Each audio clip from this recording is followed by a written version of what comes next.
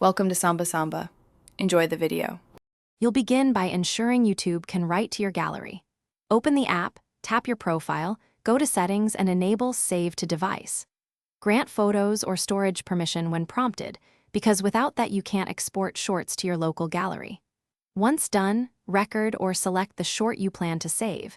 Make sure it's under 60 seconds and oriented properly. You're ready to move into the export options and actual saving process.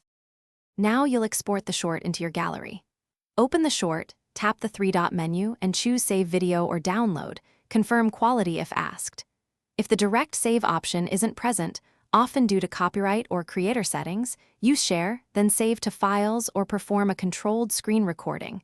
Make sure to enable internal audio capture if you need original sound. Once saved, verify the file appears in your Photos app. Finish by confirming the short is accessible and usable in your gallery. Open Photos, play the clip, and trim or convert if required.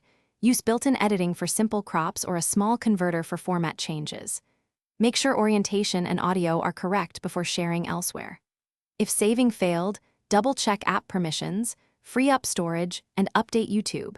Sometimes clearing cache or signing out and back in restores the save option. One tip: re-upload to your private channel.